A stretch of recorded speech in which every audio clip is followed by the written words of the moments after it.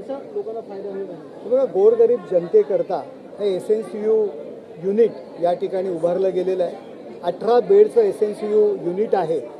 आपण पाहताय जेव्हा प्री मॅच्युअर्ड किंवा अशक्त बाळ जन्माला येतं तेव्हा या युनिटमध्ये त्याला ठेवावं लागतं आणि प्रायव्हेटमध्ये 10 ते 15 हजार रुपये दिवसाला अशा पद्धतीचा दर आकारला जातो. गोरगरीब नागरिकांना हे परवडत नाही आणि याकरता महानगरपालिकेतर्फे ही सेवा उपलब्ध करून दिलेली आहे. त्यामुळे गोरगरीब जनतेला याचा खूप मोठा फायदा होणार आहे. सर, ठाणे महापालिकेची आरोग्य व्यवस्था दिवसेंदिवस सुधारत चाललेली आहे.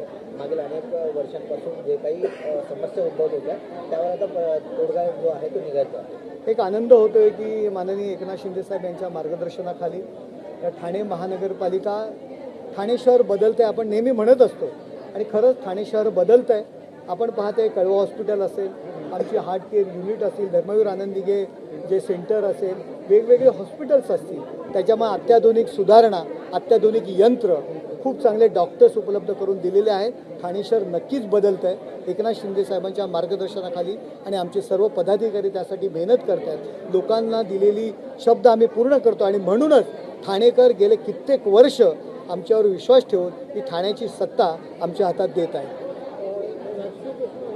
आज सकाळी संजय राऊत यांनी पुन्हा एकदा एकनाथ शिंदे यांच्यावर टीका केलेली आहे. त्यांनी असं म्हटलंय की गद्दारी आणि बेईमानी यांचा पर्यायी शब्द म्हणजे एकनाथ शिंदे आहेत आणि त्यांनी अनेक कृत्य करून ठेवलेले आहेत, अनेक कोटी जमून ठेवलेले आहेत. माझ्या विरोधात जे गोष्टी आहेत त्या करणार. हे बघा, दिवा विझताना त्याचा प्रकाश थोडा मोठा होतो. तशाच पद्धतीने संजय राऊतांची ही स्थिती झाली, मी बोलू नये, परंतु आता ते संपलेले आहे. तो पक्ष संपलेला आहे आणि खऱ्या अर्थाने गद्दारी जर कोणी केली असेल तर उद्धव बाळासाहेब ठाकरे आणि संजय राऊतांच्या नादी लागून उरला सुरला उभाटासुद्धा संपवण्याचं काम उद्धव ठाकरे करत आहेत. संजय राऊत स्वतःला पक्षप्रमुख समजत आहेत आणि तुम्हाला माहिती आहे काँग्रेसची दलाली त्यांनी सुरू केलेली आहे. शरद पवारांना ते सांगतायत तुमचा पक्ष तुम्ही काँग्रेसमध्ये विलीन करा. खऱ्या अर्थाने ज्यावेळी शिवसेना भाजप युती म्हणून निवडणुका लढल्या पण सत्तेकरता यांनी काँग्रेसबरोबर आघाडी केली.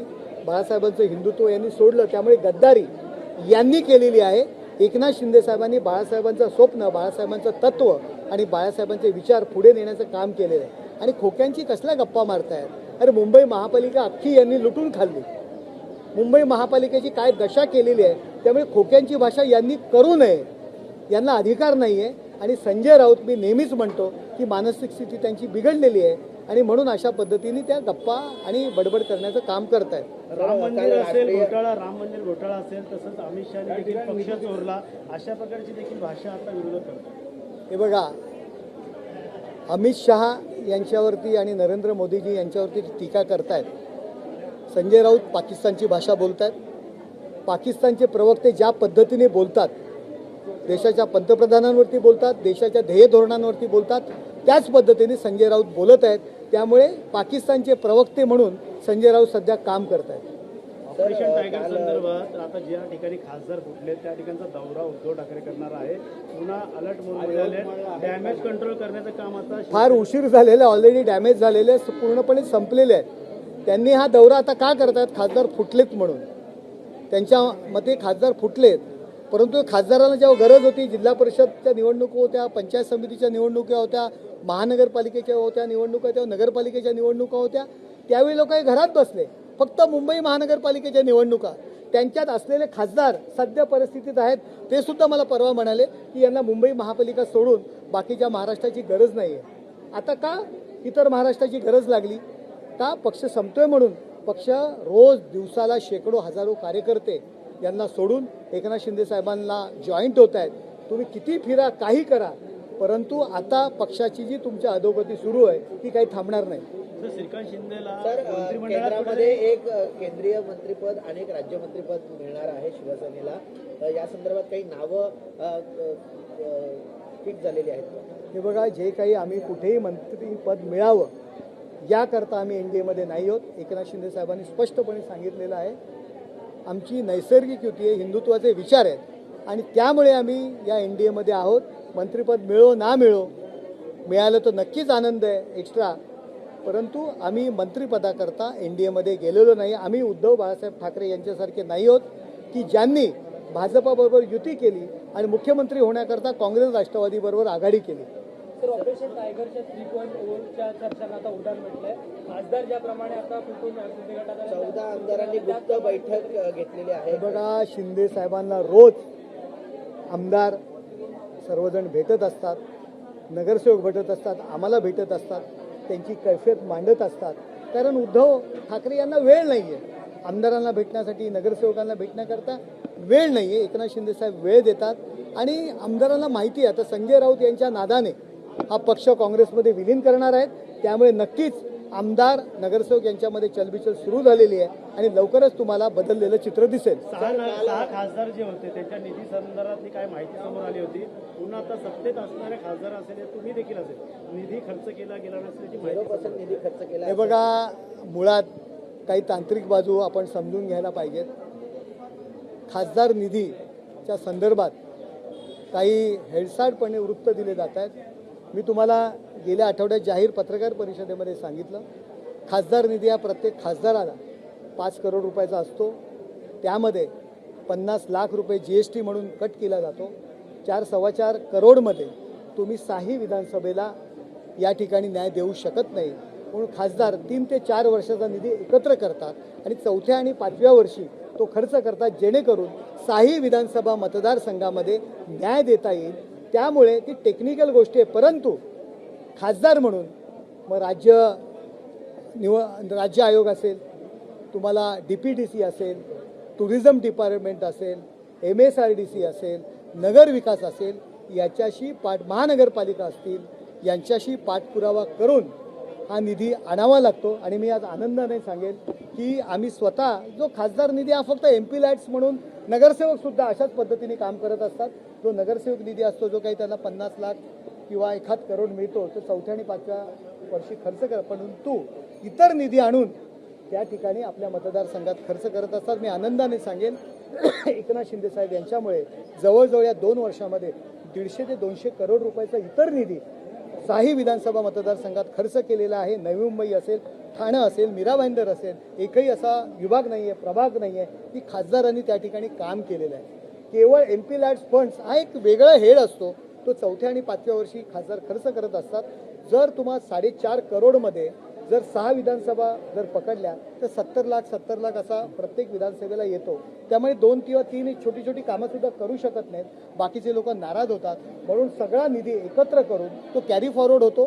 4थ्या किंवा 5व्या वर्षी मग 2-2, 3-3 करोड प्रत्येक विधानसभा क्षेत्राला तो निधी दिला जातो आणि अशा पद्धतीने तो खर्च केला जातो. तांत्रिक गोष्टी टीका टिप्पणी करणाऱ्यांनी समजून घ्यावं की याच्या मागची भूमिका काय. आपण पाहताय, आज माझं सुद्धा मी स्वतःच सांगितलं, श्रीकांत शिंदेंचं नाव आलं की खासदार निधी खर्च नाही केला. खासदार निधी आम्ही 4थ्या किंवा 5व्या वर्षी खर्च करतो. आज आम्ही प्रत्येक मतदारसंघामध्ये किमान सर्व 6 विधानसभा जर पकडल्या तर किमान मी जवळजवळ 200 करोडपर्यंत निधी आणलेला आहे, वेगवेगळ्या मार्गाने, वेगवेगळ्या डिपार्टमेंटनी. सर्वप्रथम आम्ही तो खर्च करतो आणि शेवटच्या वर्षी खासदार निधी खर्च केला जातो. सर काल चर्चा आहे. काल राष्ट्रीय महिला आयोगामध्ये तक्रार जी आहे ती संजय राऊतांनी केलेली आहे. आता तरी ते आपलं वक्तव्य. हे बघा, केवळ प्रसिद्धीकरता अशा पद्धतीने त्यांची चर्चा सुरू आहे. मीडियासमोर आमच्या काही नेत्यांना आई बहिणीवरनं शिव्या देत आहेत. हे चुकीचं आहे आणि माझी माध्यमांना सुद्धा विनंती आहे की न्याय हा सगळ्यांना दिला पाहिजे. अशा पद्धतीने बोललं जात आहे. आपण मला संजय दिना पाटील यांच्या संदर्भात सुद्धा आत्ता विचारणार आहात. मला माहिती आहे आमच्या प्रत्येक नेत्याला आपण विचारत आहे. संजय दिना पाटील यांनी स्वतः दिलगिरी व्यक्त केलेली आहे. त्यांच्या वक्तव्याचा आम्ही कुठेही कधी पाठराखण करत नाही. परंतु मला आठवतं आहे 2 ते 3 दिवसापूर्वी जेव्हा दिल्लीत पत्रकार परिषद होती आणि त्यावेळी अरविंद सावंत यांनी, तुम्हाला लाज नाही वाटत का, तुमच्या मालकांचे विचार काय आहेत, तुम्ही आग लावायचं काम करतात, अशा पद्धतीने मीडियाला ते बोललेले आहे. त्याच्या क्लिपसुद्धा माझ्याकडे आहेत. मला वाटतं की त्याच्यावरती सुद्धा मीडियाने रिॲक्ट होणं गरजेचं आहे. अशा पद्धतीने मीडियाला ते टीका करतात. संजय दिना पाटील यांच्या वक्तव्याची भलामण आम्ही करत नाही, त्यांनी दिलगिरी व्यक्त केलेली आहे. पण तो अरविंद सावंत यांनी जे मीडियाच्या संदर्भात तुमचे मालक कोण, तुम्ही म्हणजे जी पद्धतीची भाषा वापरलेली आहे, लाज वाटते की नाही अशा पद्धतीची भाषासुद्धा वापरलेली आहे. संजय राऊत चला निघून जा, जेव्हा त्यांचं बाईट संपते तेव्हा ज्या पद्धतीने ते बोलतात, मला वाटतं की त्याचासुद्धा विचार मीडियाने करायला पाहिजे. सर, संजय दिना पाटील यांच्या आता जसं मीडियाकडून त्यांना विरोध होता, तसं सोशल मीडियावरती देखील काही नेटकऱ्यांनी संताप व्यक्त केला आहे त्यांच्या वक्तव्याचा. हे बघा, मी संजय दिना पाटील यांनी दिलगिरी व्यक्त केलेली आहे. त्यांनी ज्या पद्धतीत बोलणं झालं ते त्यांच्याकडनं खूप मानसिक त्रासामुळे बोललं गेलं हे स्वतः त्यांनी सांगितलेलं आहे. त्यामुळे आता या विषयावर जास्त चर्चा करणं गरजेचं नाही, परंतु न्याय हा दोन्ही बाजूनी व्हायला पाहिजे.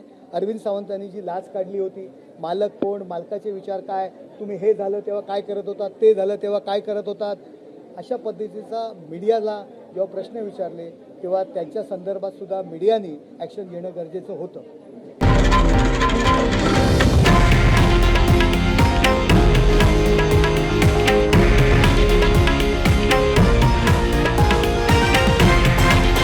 हे आहे देशातील नंबर 1 न्यूज नेटवर्क आणि आपण पाहत आहात TV9 मराठी, एकमेव.